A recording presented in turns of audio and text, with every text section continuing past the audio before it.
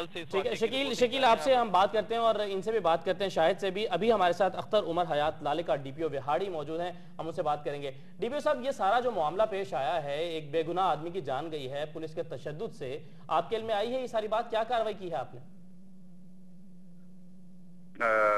उसमें जो कुछ होनी चाहिए थी कार्रवाई इस वक्त तक वो सारी मुकम्मल हो चुकी है।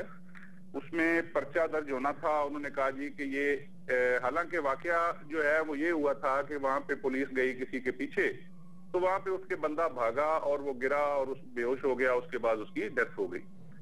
तो हमने कहा जी इसको डिटरमिन करते हैं मेडिकल पोस्टमार्टम के बाद मेडिकल रिपोर्ट आने पे। उन्होंने कहा जी हमारा पर्चा दे दें, इनके खिलाफ पुलिस मुलाजमीन है। मैंने कहा जी पर्चा दे दो।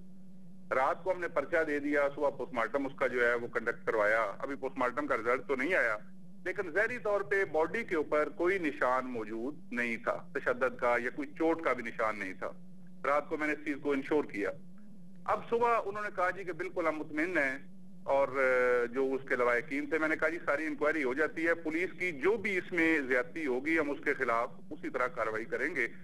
उनको सस्पेंड कर दिया मैंने सुबह उनको, चूंकि अब ये मुझे समझ नहीं आ रही कि ये किस चीज का अब एहतजाज कौन करवा रहा है और क्यों ये इस तरह की बात है। हालांकि वो बिल्कुल मुतमिन हो के सुबह उन्होंने जनाजा पढ़ाया और वो दफन करने के लिए जा रहे थे। मेरा ख्याल है फिर कोई पार्टी वहां पे पहुंची है वो तस्वीरें बनवाने के लिए। डीपीओ साहब, इस वक्त वहां पर जो अहले इलाका है वो सरापा एहतजाज हैं। एनी शाहिदीन जो उस वक्त थे जब तशद्दुद हुआ अलादिता पर, उनका कहना यह है कि बहिमाना तशद्दुद का निशाना बनाया गया अलादिता को, और अगर आप ये कहते हैं कि तशद्दुद नहीं भी किया गया और वो भागा डर के, तो आखिर उसके पीछे पुलिस को जाने की जरूरत क्या थी जिस पर इल्जाम तक नहीं था? तो इस वक्त हम आपकी बात कराते हैं, हमारे नुमाइंदे शकील अंजुम वहाँ पे मौजूद हैं, वहाँ पे जो भी सूरत हाल है वो आपके सामने आ जाएगी। शकील, आप बताइए कि इस वक्त जो लोग सरापा एहतजाज हैं उनका क्या कहना है? डीपीओ साहब भी हमारे साथ लाइन पे मौजूद हैं।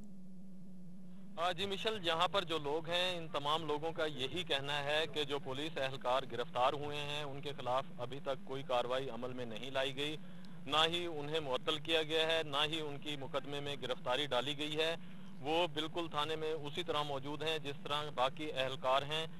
इनका ये मुतालबा है कि जो लोग इस वाक़े में मुलव्विस हैं उनके खिलाफ कार्रवाई की जाए और जो भी कानून के मुताबिक कार्रवाई बनती है वो की जाए। लेकिन शकील डीपीओ साहब का कहना है कि यहाँ पर जो पुलिस एहलकारों ने तशद्दुद नहीं किया है। अभी चौधरी यूनुस साहब से आपकी बात हो रही थी, आप डीपीओ साहब को खुद बताइए कि उन्होंने क्या कहा है। जी हमारी यहाँ पर जो कौमी टीम के कप्तान हैं वकार यूनुस, उनके वालिद साहब से भी बात हुई है। उनका ये कहना है कि ये वाक़या सारा उनके सामने पेश आया।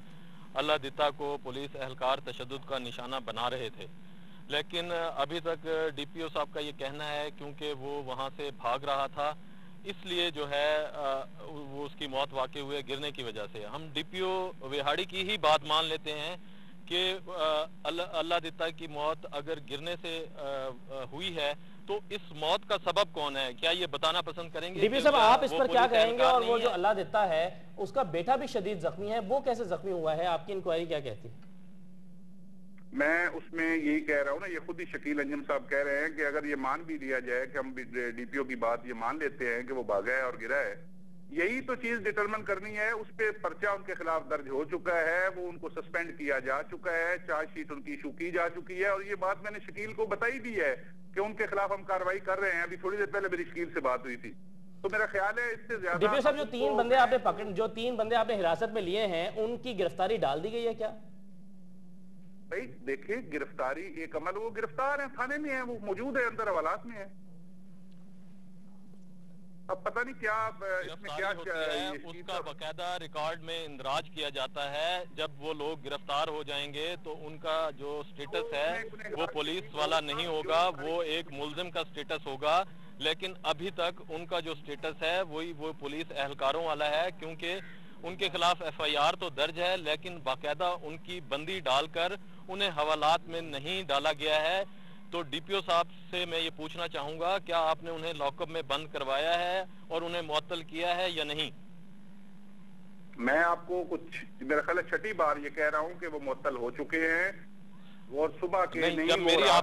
जब मेरी आपसे बात हुई आपने ये कहा कि मैं उनके खिलाफ पहले महकमाना इंक्वायरी कराऊंगा और उसके बाद उन्हें मुअत्तल किया जाएगा, अगर उनका कसूर बनता हुआ तो उन्हें मुअत्तल। आपने मुझे कहा कि मैं महकमाना इंक्वायरी कराऊंगा, आपने ये नहीं कहा कि मैं उन्हें मुअत्तल करा रहा हूं। मुअत्तल उनको मैंने कर दिया है, कराना मैंने किससे है, मैंने खुद करना है। मुअत्तल उनको मैंने कर दिया है शकील, और इंक्वायरी जो है वो उनकी होनी है। जिस तरह बाकी लोगों को अगर हक है तो उनको भी हक है अपनी बेगुनाही या कोई चीज जो भी है वो अपनी साबित करें। उसके बाद उनके साथ इंसाफ होगा, किसी के साथ कोई ज्यादती नहीं होगी। और अगर बाकी लोगों की हम उसी वक्त बंदी डाल देते हैं तो उनकी भी उसी तरह ही बंदी डाल देंगे। जिस तरह दूसरे लोगों के साथ होता है उनके साथ भी उसी तरह होगा।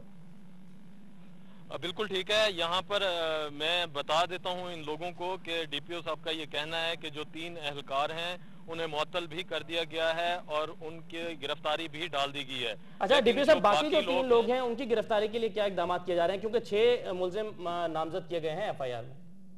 पकड़े जाएंगे जी, वो एक आध दिन में रात तक पकड़े जाएंगे। जाहिर है बंदे आगे पीछे कोई अगर है भागा हुआ है तो वो पकड़ा जाएगा। क्यों नहीं, दूसरे जिस तरह बाकी लोगों के पीछे लगे हुए हैं उनके पीछे भी लगे हैं। ठीक है अख्तर उमर हयात लालिका साहब, आपसे हम चाहेंगे कि मजीद तफसीलात भी लें। आप प्लीज हमारे साथ रहिएगा थोड़ी देर के लिए।